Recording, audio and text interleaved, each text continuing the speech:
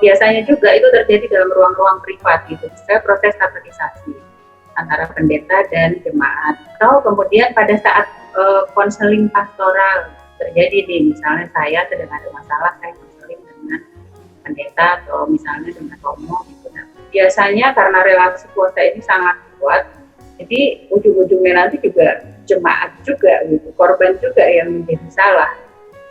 Jadi bahkan jemaat-jemaat selain kemudian menyalahkan korban, juga dia menjaga si klerus ini tadi. Tapi saya sadar bahwa yang harus saya hadapi ini berlapis nanti. Pertama lapisan jemaat tuh akan banyak tuh. Kalau di Katolik kan seperti umatnya kan nggak rela nih pastor itu dianggap berzina. Ini pasti nih yang nakal nih perempuannya gitu. Di Protestan juga seperti itu, yang bandel nih perempuannya nih, kok sampai pendeta atau misalnya pastor tergoda atau gimana menurut pemikiran mereka. Demi menjaga nama baik gereja, korban kemudian dibungkam caranya macam-macam ya, bahkan mungkin ada yang diberikan fasilitas gitu agar kemudian ya udahlah nggak usah berisik lagi, dianggap sudah selesai dengan berdamai, didamaikan secara fakta. Dan banyak terjadi begitu. Biasanya diselesaikan oleh pengurus model atau apa gitu di gereja Protestan. Kemudian pelakunya kalau dia secara struktur dia mempunyai kekuatan atau dekat dengan struktur misalnya klasis, dan jemaat ini dapat pengembalaan khusus atau bahkan kemudian ada yang saking nggak kuat dengan tekanan dari sekitar, mereka keluar dari jemaat tersebut, pindah gereja itu. Karena tidak ada laporan, polisi juga nggak bisa ngapa-ngapain mungkin.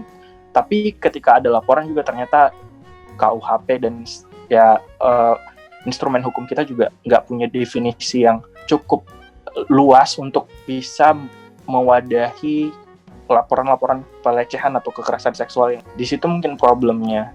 Mungkin kadang-kadang korban itu tidak bisa menyampaikan apa yang ingin mereka sampaikan karena sistemnya belum hadir gitu, termasuk di media sendiri.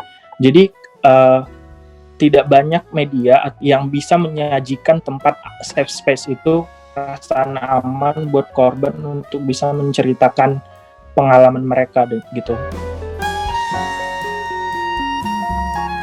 Nah, saya berharap teman-teman bisa membuka pembicaraan mengenai isu ini di gereja masing-masing.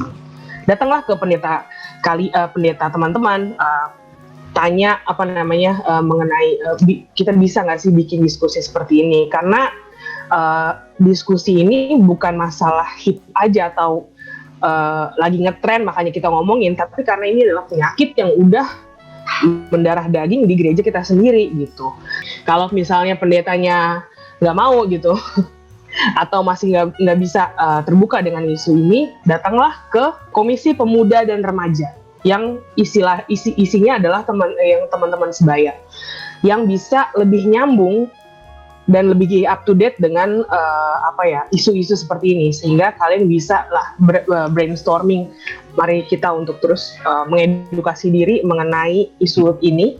Kedua, kalau misalnya teman-teman memang aktivis di gereja dan memang mengimani Yesus Kristus lah, saya bilang gitu.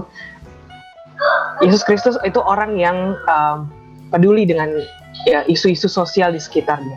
Kalau memang mengimani jadilah orang yang mengimani dan bergerak untuk isu-isu itu juga. Jadi jangan datang ke gereja diem aja lalu diem aja gitu. Harus menghormati, kayak dibilang Mbak Marta tadi sih, sebenarnya ada poin di kode etik untuk menghormati keinginan dari korban gitu. Tapi ketika korban tidak ingin dibicarakan, bukan berarti kasus itu harus berhenti gitu. Yang paling penting adalah menghormati korban. Ketika korban mau berbicara, hormati. Ketika dia mau namanya disebutkan, hormati. Ketika dia namanya tidak mau disebutkan, hormati. Ketika dia bahkan mau mendeskripsikan secara detail apa yang dia rasakan dan apa yang menurutnya penting untuk disuarakan, hormati gitu. Karena prinsipnya kita sebagai media, menurutku yang paling kurang adalah mendengarkan korban gitu. Dan malah kebanyakan yang bersikap sok lebih tahu dari pada korban sendiri tentang apa yang sebenarnya dibutuhkan sama korban gitu.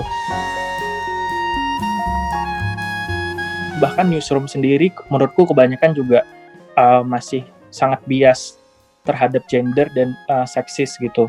Itu dibuktikan dengan laporan-laporan kasus pelecehan seksual atau kekerasan seksual yang terbit itu biasanya selalu identik dengan judul-judul bombastis, pemilihan kata yang sangat bahasanya patriarkis dan seksis ya, karena biasanya hanya mengikuti dari laporan konferensi persnya polisi gitu.